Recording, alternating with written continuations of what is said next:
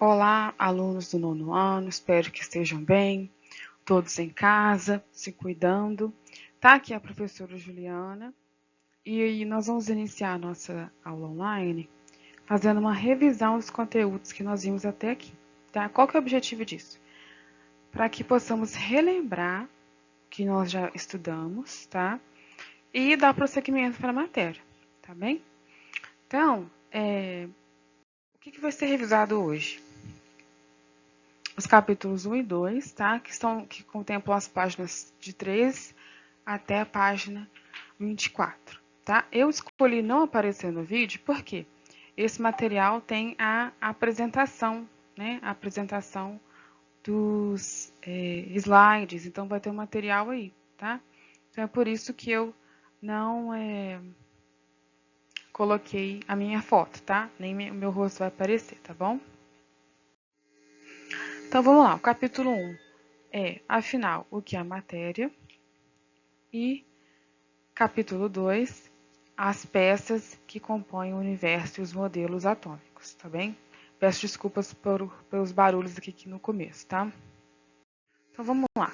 Então, afinal, o que é matéria? Matéria é tudo aquilo que tem massa e ocupa lugar no espaço. Então, se a gente observar aqui esse copo, deixa eu fazer uma marcação aqui, ó.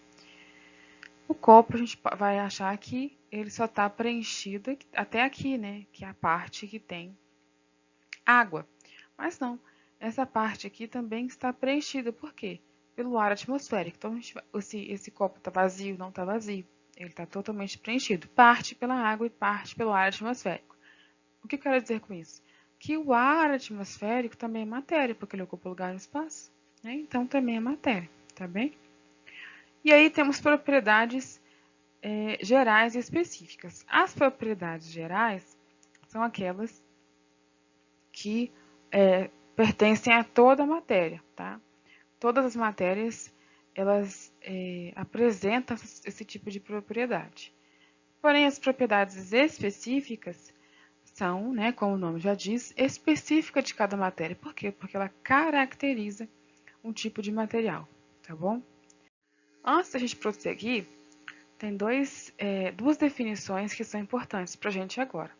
Definição de corpo e definição de objeto, tá? O que é corpo? Corpo é uma porção limitada de matéria. Então, a gente tem aqui esse bloco de madeira, ele é uma porção limitada de matéria, então ele é um corpo, tá? Nós temos aqui o tronco de uma árvore, né? Então, nós temos, olha, limites para este tronco, tá bem? Então, ele também é um corpo, tá bom? Agora, quando a gente pega este corpo e trabalha de forma a dar finalidade, uma funcionalidade, a gente chama já de, agora, objeto, tá? Então, aqui, nós temos um boneco de madeira. Qual que é a finalidade de se fazer um boneco de madeira? Decoração, às vezes brincadeira, né? A finalidade de uma cadeira, se sentar, se acomodar, tá? Então, objeto. Muito bem. Propriedades gerais da matéria. A primeira propriedade geral é a massa. A massa é definida como a quantidade de matéria contida em um corpo. Como que ela é medida? A unidade de medida da massa é grama, quilograma, miligrama e até tonelada. O que vai variar com isso, Juliana? Por que eu posso usar grama ou quilograma? Então, por exemplo, se eu for medir a massa de uma caneta, um lápis, eu vou colocar em grama, né? Se eu for, por exemplo, medir a massa de um pacote de arroz, vai ser em quilograma.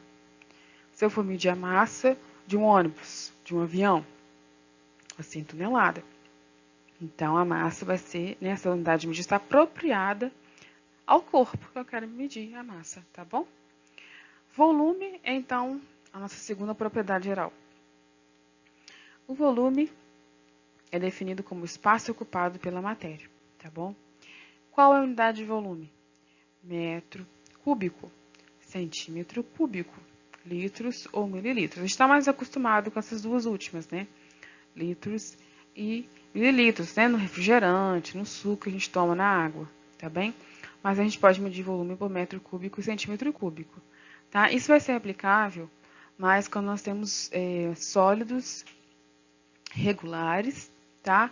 E aí a gente aplica uma fórmula, né? Às vezes, por exemplo, se for um cubo, a gente faz lado, vezado, aí dá centímetro cúbico, metro cúbico, tá? Para isso, eu gostaria que vocês olhassem a apostila página 5, no Saiba Mais, tá bom? O volume de corpos que ocupam espaço tridimensional, tá bom? Por último, impenetrabilidade. A impenetrabilidade é uma propriedade que diz: dois corpos não podem simultaneamente ocupar o mesmo espaço, o mesmo lugar no espaço, desculpa. Então vamos pensar aqui num copo, eu tenho um copo de água, tá? Vou tentar desenhar aqui para vocês. Esse copo está cheio até a borda com água, tá bem? E aí eu lanço dentro deste copo uma pedra, tá? Tá dentro do copo. O que vai acontecer com a água? Essa água vai transbordar, né? Vai ter uma poça de água aqui do lado do copo. Por que a água transbordou? Porque essa pedra vermelhinha aqui, ela ocupou o espaço que antes era da água. Então a água teve que sair do lugar dela, tá? Então dois corpos não podem ocupar o mesmo lugar no espaço. Propriedades específicas. Se é específica, ela caracteriza cada tipo de matéria, tá bom? Densidade. A densidade é a razão entre a massa de um corpo, que é a massa? É a quantidade de matéria de um corpo, tá bem? E o volume que esse corpo ocupa, tá? Então, o volume que o corpo ocupa, tá bem? Então, D de densidade é igual a massa dividido pelo volume. Além disso, a densidade também determina a flutuabilidade de um corpo. Então, vamos olhar aqui, ó, a nossa figura do lado. O que a gente tem aí? Um copo cheio de água e eu coloquei vários cubos de gelo. O gelo, estão vendo? Ó, estão na superfície, eles estão flutuando, né? Então, se ele está flutuando, a gente pode dizer que o gelo ele tem uma menor densidade se compararmos à água, que tem uma maior densidade. Por que eu sei que a água tem maior densidade? Porque ela ficou no fundo, tá? E o gelo, por que eu sei que ele tem menor densidade? Porque ele flutuou, tá bem? Então o gelo flutuou, então ele tem menor densidade. Qual que é a unidade de medida da densidade, Juliana? Então, olha só. Gramas por ml, gramas por centímetro cúbico ou gramas por litro. Por que tem grama aqui? Porque nós estamos dividindo massa. Então, a unidade de medida da massa é grama. Dividindo massa por volume, então por ml, ou por centímetro cúbico, ou por litro. Tá bem? Agora, os estados físicos da matéria e suas propriedades. Então, nós temos 3 estados físicos da matéria: sólido, líquido e gasoso. O que vai determinar cada estado físico, né? Primeira coisa, a atração entre as partículas. E essa força de atração que acontece entre as partículas vai determinar forma e volume. Então, vamos lá. O sólido, ele tem uma alta força de atração entre as partículas. Então, olha só nesse desenho aqui, como que as partículas estão unidas, né? Então, essa alta força de atração determina que forma e volume são sempre fixos nos sólidos. Nos líquidos, o que acontece? Essa força de atração entre as partículas ela é um pouco mais fraca. Então, olha só aqui. Entre as moléculas, ó, tá vendo? Tem um espacinho branco, tá? Porque as moléculas estão um pouco mais distantes umas das outras. Então, ela tem essa força de atração mais baixa. Nesse caso, a força de atração mais baixa vai manter o volume fixo. Então, prestem atenção, o volume vai ser fixo. Porém, a forma é variável. Então, se eu tenho 1 litro de Coca-Cola, ela vai ser 1 litro de Coca dentro da garrafa de Coca, 1 litro de Coca-Cola dentro da jarra, 1 litro de Coca-Cola numa bacia, não importa, vai ser 1 litro de Coca-Cola. Mas, concorda comigo, se eu tirar da garrafa, botar na jarra, botar na bacia, ela vai assumir formas diferentes? Vai ter a forma do recipiente que contém, tá? Então, os líquidos possuem forma variável e volume fixo. Os gases, né, estado gasoso, por último, ele tem força de atração nula, né? Ou seja, não tem força de atração entre as partículas. Então, o que acontece nesse caso? Tanto forma quanto volume são variáveis. tá bom? Então, por exemplo, vamos pensar quando a gente enche um balão, né? A gente enche um balão de festa com ar exalado dos nossos pulmões, né? Então, tá na forma gasosa. E aí, a gente pode encher muito a bola ou encher só um pouquinho e aí vai ter aquela forma da bola. Algumas festas de aniversário, tem aquelas pessoas que fazem algumas tipo esculturas, né, com a bola, faz cachorro, faz coração, faz flor. Aí isso é mais um indício de que a forma e o volume são variáveis, que ele pode fazer o que ele quiser com aquilo ali, tá bem? Então, esses são os três estados físicos e as propriedades principais. Além disso, olha, propriedades exclusivas dos sólidos. Tenacidade. Que propriedade é essa? Tá? Tenacidade é a capacidade que o material tem de resistir a riscos. Tá? Então, o material que tem maior tenacidade que a gente conhece é o diamante, tá bom? Gente, tudo isso está na apostila, tá? Dureza é um material que ele resiste a forças mecânicas, tá?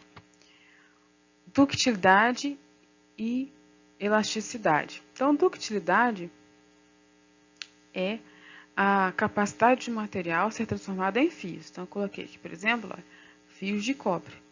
Tá? Maleabilidade é a capacidade do material ser transformado em lâminas. Então, eu coloquei aqui uma folha de ouro, tá? Transformada em lâminas. E por último, elasticidade. O exemplo mais prático que a gente tem é o elástico. Porque na elasticidade, o material ele retorna à sua forma original após ser deformado. Para os líquidos, a gente tem volatilidade e viscosidade. A volatilidade é uma característica de líquidos que tem facilidade em evaporar. Por exemplo, então, se a gente deixar um vidrinho de acetona aberto em casa, o que vai acontecer? Vai evaporar tudo. Isso é volatilidade, tá? Viscosidade, eu coloquei aqui um GIF de várias colheres com mel. Então, olha, o mel é um líquido que tem baixa viscosidade. Ele escoa com dificuldade, tá bom? Então, ele tem baixa viscosidade. A água, então, tem alta viscosidade, tá? Porque ela escoa com muita facilidade. Para os gases, então, por último, nós temos compressibilidade e expansibilidade. Tem um outro GIF aqui, olha só. Então, isso aqui é um material só para a gente poder ilustrar. Tá vendo? A moça está apertando, está comprimindo e diminuindo o volume desse cubinho aqui de plástico na mão dela. Então, essa é uma característica de compressibilidade. Pode estar nos sólidos, mas também pode estar nos gases, tá? E a expansibilidade é uma característica que nos fala daqueles materiais que conseguem aumentar o seu volume, tá? Muito bem. Agora que nós já sabemos que existem três estados físicos e as suas propriedades, nós vamos comentar sobre a mudança de estado físico, tá? Então, o principal modo de mudar o estado físico é através da temperatura. Tanto aumentando a temperatura, deixa eu colocar aqui de vermelho para gente, então, tanto aumentando a temperatura, ficando mais quente, tá? Ou, colocar de azul agora, diminuindo a temperatura, tá bem? E o que esse aumento ou diminuição da temperatura vai determinar? Vai determinar o grau de movimento ou agitação entre as partículas. Então, como é que é isso, Juliana? Os sólidos têm baixa agitação, os líquidos têm média agitação e os gases têm alta agitação entre as partículas. Isso está relacionado com a força de atração entre as partículas? Sim. Então, os sólidos têm alta atração entre as partículas, elas têm pouco movimento. Os líquidos têm média força de atração entre as partículas, então o movimento é pequeno, mas existe. Enquanto que no estado gasoso, não tem atração entre as partículas, então há alta movimentação. E um último para lembrar aqui, que o fluxo de calor acontece sempre do quente para o frio. Então, essa energia de movimento aqui, ó, ela vai do quente para o frio. Tá? Então, é sempre o material quente que perde calor para o frio. Nunca o frio que vai esfriar o quente. Isso não existe, tá bom? É o quente que vai perder calor para o frio. Então, olha só. Vamos ver aqui no aumento da temperatura voltar para a caneta vermelha. A gente tem aqui, então, quando nós aquecemos um sólido, então aqui nós temos o cubo de gelo, e ele passa para o estado líquido, essa mudança é chamada de fusão. Quando estamos no estado líquido, a água, e continuamos aquecendo, essa água vai passar para o estado gasoso. Essa mudança é chamada de vaporização. Agora, se aquecemos o suficiente para que o sólido passe diretamente para o estado gasoso, essa mudança é chamada de sublimação. Tá? Para vocês, gente, esse quadro de mudança de estado físico está na página 11 da apostila de vocês, tá bom? Vamos agora para a redução da temperatura. Caneta azul. Então, olha só. Quando nós estamos no estado gasoso e reduzimos a temperatura do estado gasoso para o líquido, nós temos liquefação ou condensação. Na nossa apostila está condensação, mas pode ser também liquefação, tá bom, gente? Então, gasoso para o líquido, reduzindo a temperatura. Se estou no líquido, então, vamos supor, coloco a água líquida na forminha de gelo, põe lá no congelador. O que vai acontecer? Diminui a temperatura e a água líquida vai se tornar em gelo sólido. Solidificação é o nome desse processo, o nome da passagem do estado físico, tá bom? Por último, se nós reduzimos a temperatura rápido o suficiente, né? Isso depende de cada material, cada condição, tá, gente? Então, se eu estou no gasoso e reduzo muito a temperatura, eu consigo passar do gasoso para o sólido de uma vez só? Consigo. Como é que chama isso? Sublimação, tá? Ou na nossa apostila está deposição ou sublimação reversa, tá bem? Vamos sempre usar o nome da apostila, tá? Mas esse quadro aqui não tinha os nomes que nós estamos usando, não tem problema nenhum, não. Era só para a gente poder compreender, tá bem?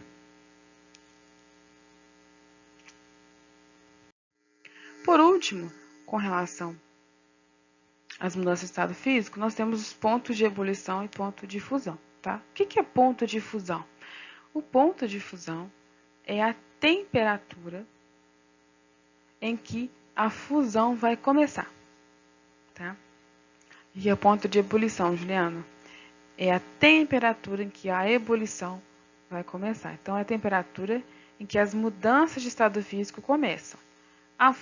Na fusão, a mudança é do estado sólido para o estado líquido e na ebulição é do estado líquido para o estado gasoso, tá? Então, vamos ver esse segundo gráfico aqui, olha só. Mostra a mudança de temperatura da água, tá? Mudança de estado físico da água. Então, olha só, nós começamos com a temperatura aqui provavelmente negativa, né? E aí, eu comecei a aumentar a temperatura. Quando eu cheguei a 0 grau, eu alcancei o quê? O ponto de fusão da água, tá? Aí, nesse momento, o gelo começa a derreter. Então, eu tenho, ao mesmo tempo, o sólido e o líquido. A mesma coisa, gente, que a gente tirar o gelo do congelador, colocar em cima da pia, a pedra de gelo vai começar a derreter, né? Então, vai ter sólido e líquido ao mesmo tempo, tá? Então, nesse intervalo aqui, entre tempo 1 e tempo 2, ó, nesse quadrado aqui, eu tenho sólido e líquido junto. Quando todo o material está líquido, quando toda a água já está no estado líquido, aí sim a temperatura continua a aumentar. Muito bem, então aqui eu tenho líquido. Quando eu cheguei a 100 graus Celsius, o que aconteceu agora? Cheguei no ponto de ebulição da água, a temperatura em que ocorre a transformação da água líquida em transformação da água gasosa. Então, quando eu alcancei 100 graus Celsius, esse tempo aqui, ó, esse retângulo entre T3 e T4, eu vou ter líquido e vapor, porque a água líquida está evaporando, tá? Então, é o ponto de ebulição da água a 100 graus Celsius. A partir desse momento, quando toda a água já virou vapor, então a gente pode continuar aumentando a temperatura, tá bem? Esses gráficos estão na página 12 da nossa apostila, tá? Nós já passamos por ele, tá bem? Qualquer coisa, vocês podem voltar e ler o textinho que está aí explicativo, tá bem? Muito bem. Agora é a parte das peças que compõem o universo. As peças que compõem o universo, né, recebem o nome de átomo. Por que é a peça que compõe o universo, Juliana? Porque aquelas partículas que eu estava lá falando, que compõem a matéria, que compõem os estados físicos, na verdade nós chamamos de átomo, tá? Então, as peças são os átomos, tá bom? O átomo, nessa palavra, significa indivisível, tá? Os primeiros que propuseram esse nome foram dois filósofos gregos, Demócrito e Leucipo. Isso aí antes de Cristo, né, gente? Mas eles imaginavam que tudo, o universo era composto por minúsculas partículas indivisíveis, que ele deu o nome de átomo, tá bom?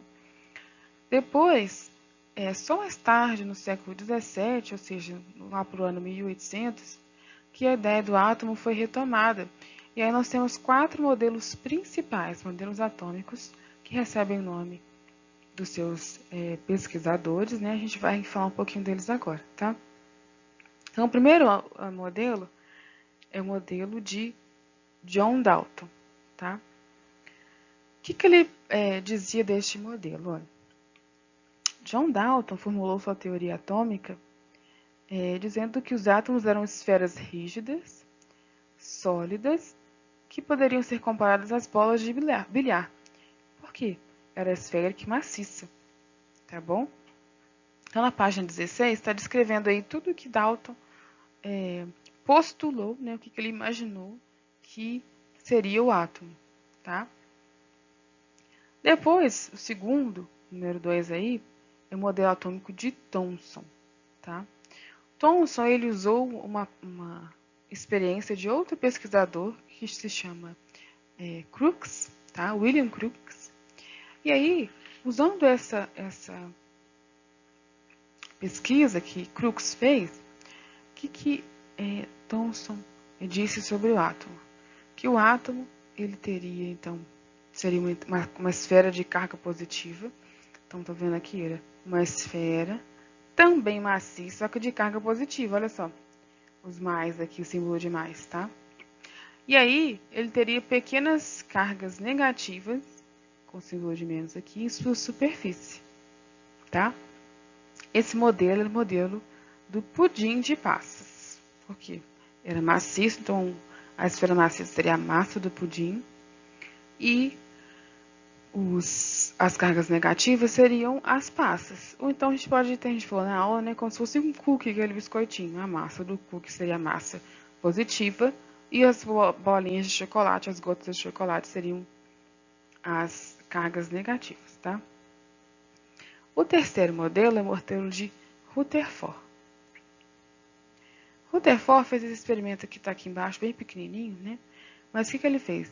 Ele lançou algumas partículas positivas através de uma lâmina de ouro e quis saber onde essas partículas iam refletir aqui atrás, né? E aí, com essa experiência, ele viu que o átomo não podia ser maciço, porque muitas partículas passaram através da lâmina de ouro.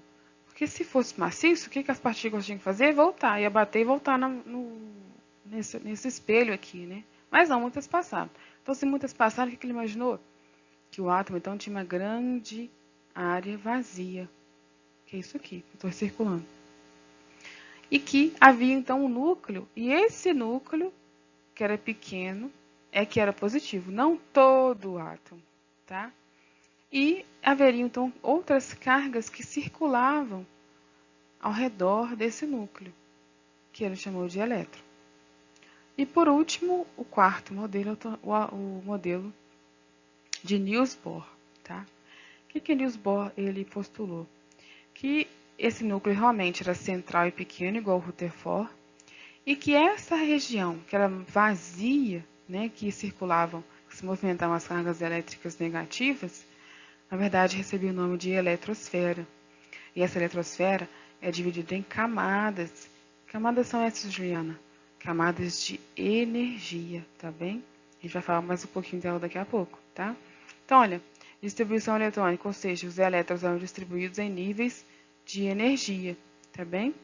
E quanto mais distante do núcleo, maior é a energia. Então, a camada que está pertinho do núcleo tem pouca energia. A camada que está longe do núcleo tem muita energia, tá?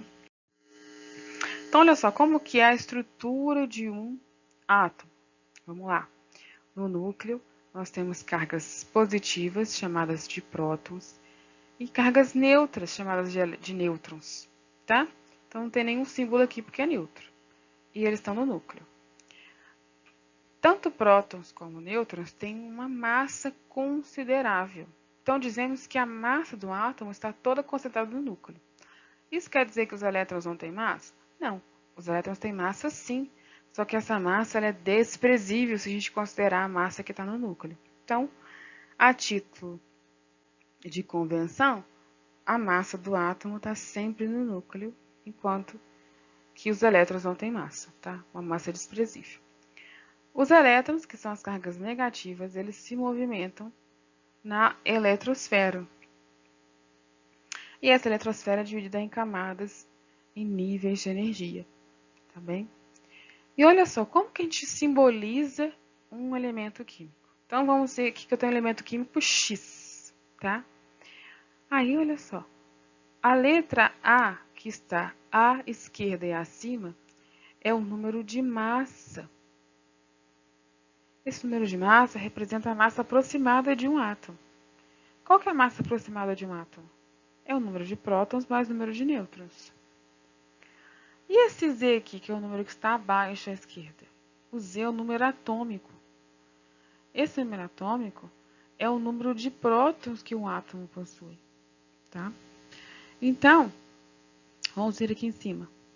A, que é o número de massa, é igual a Z, acabamos de ver aqui o número de prótons mais nêutrons, tá? E Z, Z é o número atômico, que é o número de prótons.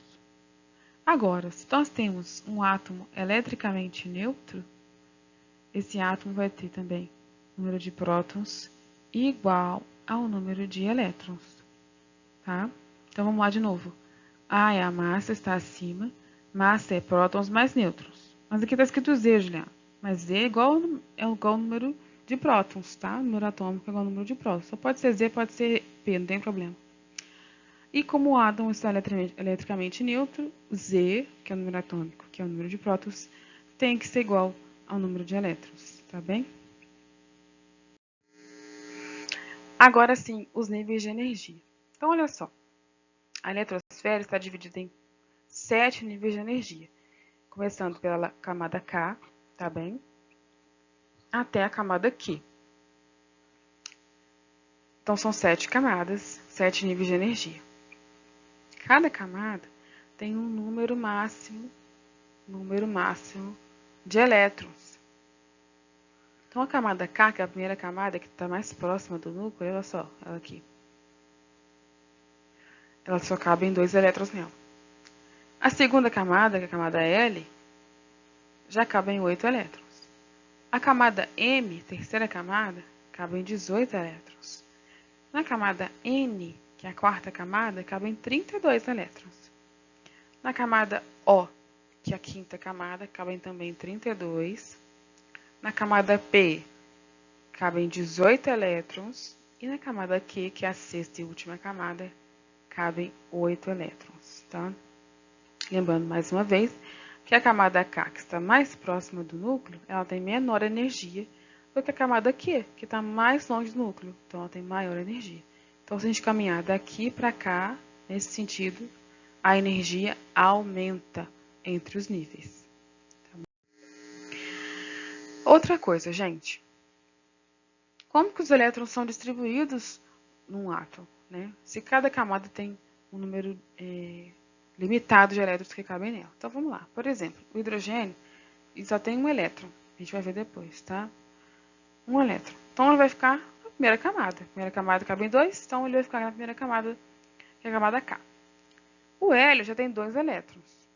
Mas na camada K cabem 2 elétrons. Então, tá ótimo. Então, o hélio, então, tem 2 elétrons na primeira camada, a camada K. Então, só elas estão ocupadas, tá, gente? Só a primeira camada. Olha só, o átomo de berílio.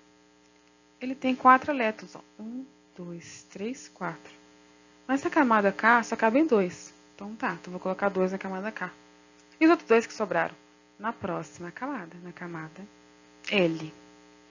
O oxigênio tem 8 elétrons.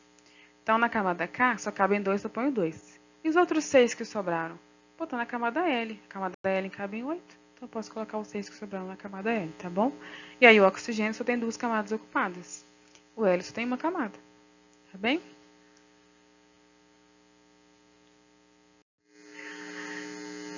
Elementos químicos e isótopos. Então, o que define um elemento químico? O que define um elemento químico é o seu número de prótons, tá? Aquele Z. O Z, o número atômico, é o que define um elemento químico. Qual é a simbologia dos elementos químicos, tá? Os nomes na química são escritos em latim, tá? Latim ou grego, para que o idioma não interferisse na interpretação. Então, por exemplo, se a gente colocar ouro em português, é ouro, mas em inglês vai ser gold. Então, vai ficar diferente? Vai ter tabela periódica diferente? Vão ter pesquisas científicas com nome diferente, aí depois vai ter que estar traduzindo de um para o outro? Não vai ter como, né? Então, usou sempre os nomes escritos em latim ou grego. Então, olha só, por exemplo, essa tabela que eu trouxe aqui, o hidrogênio, ele símbolo H, porque em grego o nome dele é hidro. O sódio, o símbolo dele é Na. Mas por que? Não tem nada a ver com sódio. Ah, mas porque lá em latim é nátrium, então ficou Na. Cobre é Cu.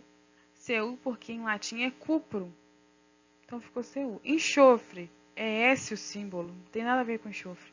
Tem sim, porque em latim é sulfur, tá? Ouro, auro em latim. Então o símbolo dele é AU, tá bom? Então, quando nós virmos daqui um pouco a tabela periódica, a gente vai ver que essa simbologia está sempre relacionada ao nome do elemento em grego ou em latim. Para acabar, gente, isótopos. Os isótopos são elementos químicos que, apesar de possuírem mesmo número de prótons, possuem números diferentes de nêutrons. Então, olha o exemplo aqui. A gente tem 3 isótopos do hidrogênio. Primeiro aqui, tem, olha só, número de massa igual a 1 e número atômico igual a 1. Então, se o Z é igual a 1, o próton é igual a 1. Tá? Se a massa é igual a 1, e deixa eu tentar escrever aqui do lado, massa é igual a prótons mais nêutrons, se a massa é 1 e ele tem um próton, ele não tem nenhum nêutron. Tá? O segundo aqui, olha só, o Z também é 1. Claro que tem que ser, porque o número atômico, ele precisa de ser igual. Tá? O Z precisa de ser igual para que ele seja o mesmo elemento químico. Mas olha o que aconteceu com a massa. Agora o número de massa é 2. Então aqui, se a massa é 2, ele tem um próton, agora ele tem mais um nêutron. Então aqui não tinha nenhum nêutron, aqui tem um nêutron. O terceiro, olha só, Z também é igual a 1. Tá? Mas a massa é igual a 3. Então, olha só, se eu tenho massa igual a 3 e só tenho um próton, então eu tenho 2 nêutrons. Então, o que é diferente aqui entre esses 3 elementos? O número de nêutrons, tá? Que aqui está representado pela bolinha cinza. Então, aqui eu não tenho nêutron, aqui eu tenho um nêutron, aqui eu tenho 2 nêutrons. Então, a massa é igual a 1, massa é igual a 2, massa é igual a 3. Lembrando que a massa é sempre o número de prótons mais o número de nêutrons. Tá bom, gente? Joia! Então, eu vou interromper o vídeo por aqui e os exercícios de fixação que eu passei no quadro na última aula, eu vou gravar um vídeo especial só para corrigir esse exercício, tá bem? Então, beijo, fique com Deus e fica em casa.